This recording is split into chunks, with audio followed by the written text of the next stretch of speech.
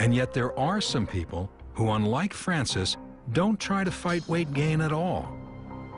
They embrace it. Sumo wrestlers, known as rikishi, train to put on weight, and some can become quite awesome in size.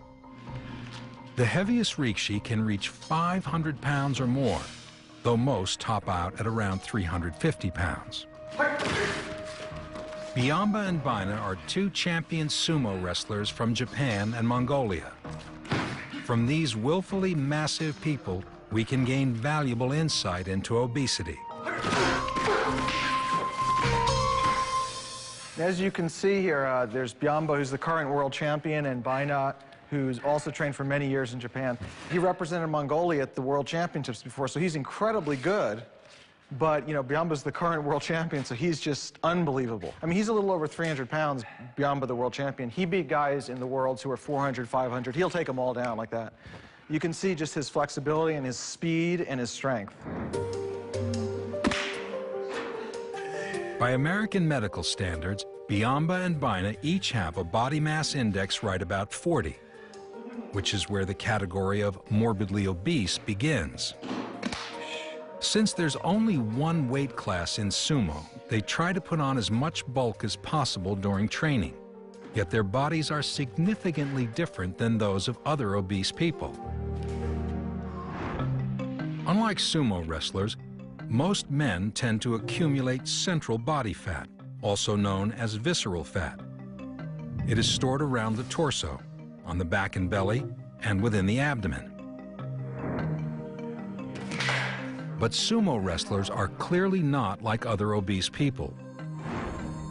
One key difference is the way fat is distributed within their bodies. Sumo wrestlers develop what is called subcutaneous fat and not visceral fat. Their fat is stored just beneath their skin. It is easily used up by the body in exercise and does not invade and weaken their muscles.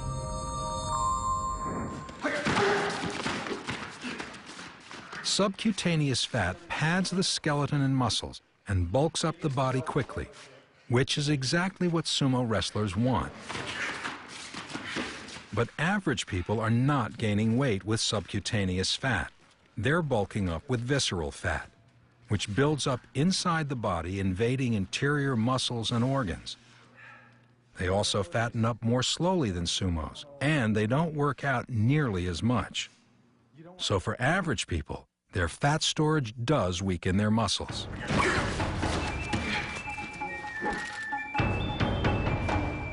A special training regimen allows sumo wrestlers to put on the kinds of fat they want and avoid the kinds they don't. When these guys enter pro sumo, they do the same regimen every day. The training consists of waking up, usually pre-dawn, let's say 4 or 5 a.m., training the entire morning on an empty stomach, so training 5 or 6 hours straight. And you see them doing the stomp. They do that maybe a couple hundred times in a row.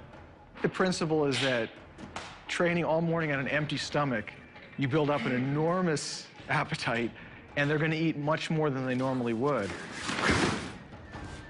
That metabolic pattern increases the amount of weight they put on in terms, well, actually both of fat and muscle, but it helps them put on a higher amount of weight more quickly.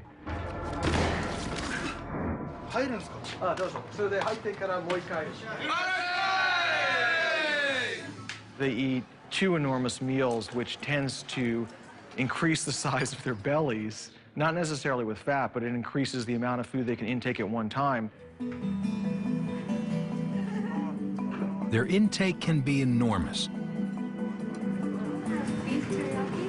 up to 20,000 calories a day, or about 10 times more calories than the average person consumes. This could produce almost 5 pounds of fat. That's his 3rd miso soup.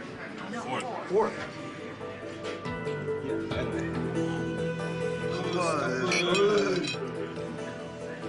And this is just the beginning.